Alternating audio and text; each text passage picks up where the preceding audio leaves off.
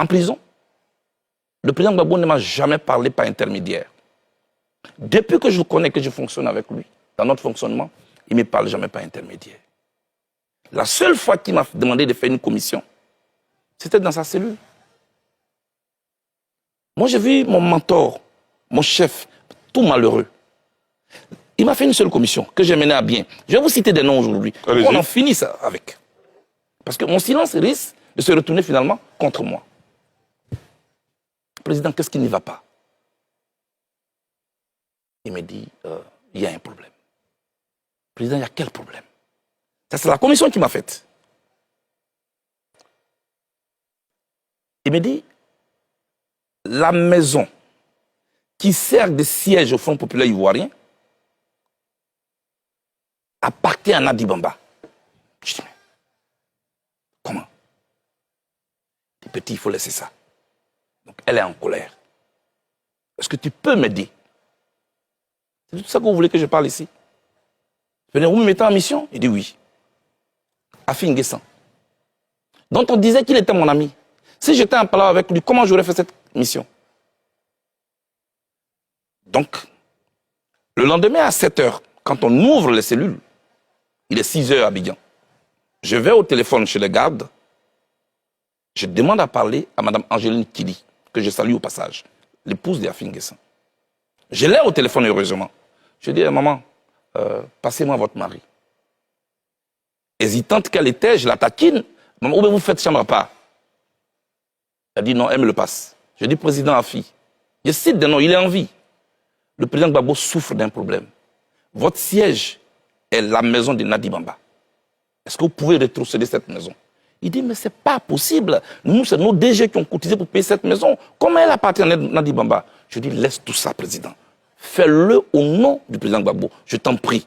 Pour sa santé en prison, fais-le pour lui. Il dit, ok. Comme elle m'a traduit en justice, là, c'est le président Afi qui parle. Le président Afi qui parle. Demandez au président de lui demander de me donner quelqu'un de confiance pour que le problème soit réglé devant un huissier. Moi, j'étais content parce que je vais de réussir un exploit pour mon patron. Je vais donc dans la cellule du président Gbagbo. Il dit, président, le problème est résolu. Demandez à Nadi Bamba de nous donner un an. Je vais donner à Afi, il m'attend au téléphone. À la CPI, le président a oublié de se lever pour aller au téléphone chez les gardes. Donc ceux qui racontaient que, oui, il y a des appareils enregistrés, tout ça c'est faux. Tout est suivi à la CPI. Il est parti, il a demandé le numéro, il est venu, il m'a donné un nom. Comment il s'appelle? Ousmane Si Savané, avec son numéro. Voilà le nom que Nadi Bamba a donné. Tout content, je vais au téléphone, je dis à Afi N'Guessan, voici le numéro. Le samedi, nous descendons donc dans la salle de visite. Nadi Bamba est contente. Merci Blé. La maison m'a été rétrocédée. Si je vends cette maison, je te donnerai ta part. Je dis non, attention, moi je ne suis pas un agent immobilier. Peut-être que c'est là ma faute. Mais j'ai plutôt une commission à vous faire.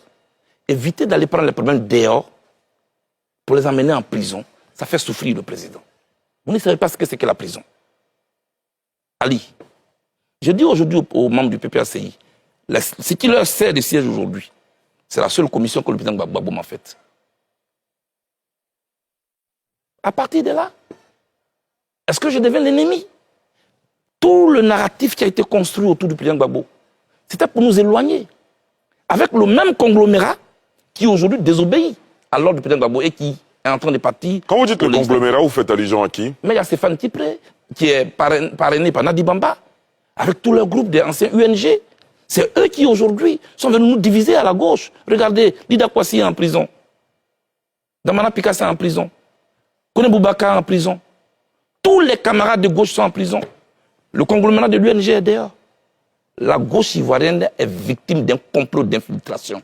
Des gens qui ont mis en place un plan d'expropriation et un plan d'appropriation. Voilà ce dans quoi nous sommes. En ce qui me concerne, le président Gbagbo n'a pas refusé de me recevoir. Ali, je n'ai jamais voulu parler. Nadi Bamba m'a envoyé mon ancien directeur de cabinet quand on était en semi-liberté. Je cite des noms ce soir. Vous étiez encore à La Haye ou C'est à La Haye. Ali Derasouba. Il m'a envoyé Diaby Youssouf, qui vient me trouver à 3 h du matin dans mon hôtel à La Haye. Il dit qu'il a été envoyé par Nadi Bamba. qui lui dit de me faire une commission que voici. Et les Ivoiriens doivent ce soir. Dis à Blé Goudé que tant que je suis en vie, il ne verra plus jamais Laurent Gbagbo de ses yeux. S'il l'a vu, c'est à la télévision. S'il l'a entendu, c'est à la radio. Mais mieux, mais j'ai dit pire, dis-lui que tôt ou tard, j'aurai sa peau. C'est la commission que Diaby Youssouf, votre directeur de cabinet, vous fait. Oui, et je lui dis, mais Diaby, tu as écouté aux portes ou bien on t'a vraiment envoyé? Parce que ce que tu dis est grave. Il m'a dit, c'est elle qui a même payé mon transport. Ali, c'est le programme de cette dame qui est en train de se dérouler sur moi. Au point que mes amis et moi, on ne peut pas se parler aujourd'hui. Voilà ce qui se passe. Pour le reste, je vous le dis. Moi, et c'est la même chose. En 2009, je peux aller plus loin. Votre aîné, Issa Sangaré Yereso, il est en vie, je le cite. Il avait une émission qu'il animait qu'on appelle En toute franchise. Sur les antennes de la RTI, effectivement. RTI 1. Je demande que Guillaume Soro désarme. Parce qu'il a été nommé Premier ministre, pour qu'en retour, il désarme. Vous savez ce qui s'est passé? 3 jours après cette interview, je suis convoqué par Nadi Bamba, chez elle à la maison. J'y arrive, je trouve Guillaume Soro. Je trouve Konaté Siriki. Je cite des noms. Je trouve Meïté Sendou. Je suis sur un banc d'accusés. Quelques minutes après, le chef de l'État de Côte d'Ivoire arrive. Me voici entre le Premier ministre et le chef de l'État. La dame prend la parole. Blé présente tes excuses à Guillaume Soro. J'ai dit pourquoi? Pourquoi tu lui as demandé de désarmer? Les armes qu'il porte de jour, ça tonne. Ce ne sera pas contre Gbagbo. Tu ne sais pas. Tu ne sais pas de quoi tu parles. Qui suis-je? Devant le chef de l'État de Côte d'Ivoire. Devant le Premier ministre, je me mets à genoux, je demande pardon au Premier ministre. Et je n'ai pas dormi toute la nuit. Les armes ont tourné en 2011. Non? C'était contre qui? C'était contre les Ivoiriens. Le président Gbagbo a arrêté. C'est tout cela. C'est de ça que moi, je ne veux pas parler. Tout ce que je dis, si elle n'est pas d'accord, elle peut me traduire en justice. Je suis prêt pour ce procès de vérité. Parce qu'on ne peut pas gâcher tout un combat comme ça. Toute ma vie, je n'ai fait que faire la prison. J'aime le président Gbagbo.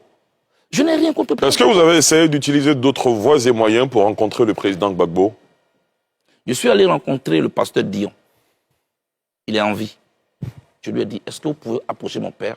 Je veux parler avec lui. J'ai écrit une lettre que j'ai remise au professeur Hubert Oulaye. Ça n'a pas marché.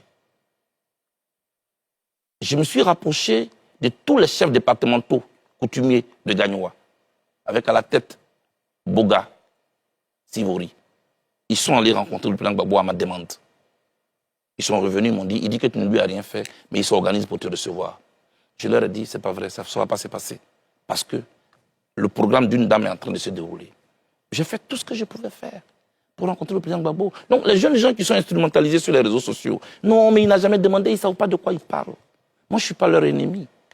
Il y a un complot contre la gauche ivoirienne. L'opposition est aujourd'hui à terre, on ne peut rien faire. Non, quand vous expliquez les choses, il y a peut-être une dent contre vous, mais quand vous parlez de complot contre la gauche ivoirienne, c'est peut-être trop gros. Quand les acteurs, Ali, quand les principaux acteurs ne peuvent même pas s'adresser la parole, des gens qui se réunissaient, qui concevaient, qui ont un parcours commun, qu'ils ont connu dans la douleur de l'histoire de la Côte d'Ivoire. Aujourd'hui, qu'est-ce qui nous oppose fondamentalement? Parce que l'autre a peur de m'approcher. Parce que s'il m'approche, il ne peut plus avoir accès au président Gbagbo. Il y a un corridor qui a été installé, avec un guichet unique. Si tu ne passes pas par là, tu ne peux pas. Demandez-le tous. On se parle souvent en cachette. Voilà l'atmosphère qui a été créée. En conclusion, je lance encore cet appel. Moi, je demande pardon au président Gbagbo si je l'ai choqué. Je ne sais pas ce que j'ai fait. Mais je pense que je peux encore lui apporter beaucoup. Mettons-nous au-dessus de tout cela. Il demeure mon père. Très bien. Alors, et sur ça, justement, j'ai deux petites questions. Alors, ce n'est pas Nadi Bamba qu'on a entendu inscrire en faux le fait que on ait dit que ce soit Blé Goudé qui lui faisait la cuisine à la haie. C'est le président Gbagbo lui-même qui l'a dit lors d'un meeting où il y avait des dizaines de milliers de personnes. Ça, c'est la première chose. Et puis, deuxièmement, Monsieur le Président, si vous me permettez, est-ce que dire tout ceci de celle qui est son épouse aujourd'hui ne va pas enfoncer le clou? Charles Blé Goudé est-il prêt à aller jusqu'au bout? Non, ce n'est pas une question d'aller jusqu'au bout. Je prends à témoin le journaliste qui est là.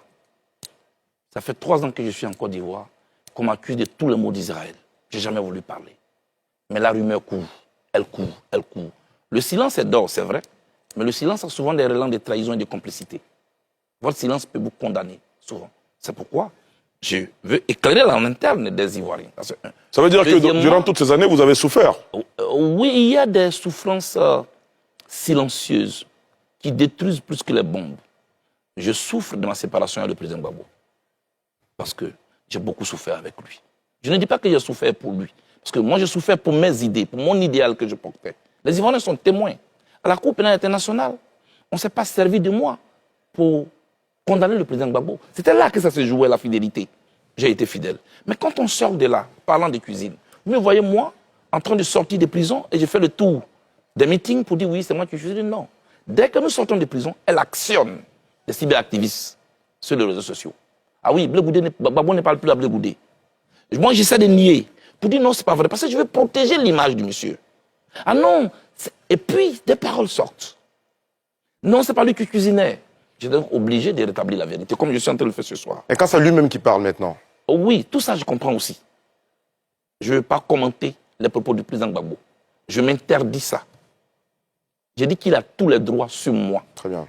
Je lui donne tous les droits sur moi. Mais les chauffeurs de café à côté, je ne veux pas. Vous savez, quand on a renvoyé ta maman à la maison, pour ceux qui ont grandi dans les cours, la nouvelle épouse qui arrive, son enfant est qui vient là. Ils volent même la viande dans la sauce. Ils savent que c'est lui, hein. Mais toi dont la mère est partie, c'est toi qu'on va accuser comme le petit voleur. Et tu en souffres, et tu ne peux rien dire. Et papa ne peut rien dire. On a vécu ça, moi j'ai vécu tout ça.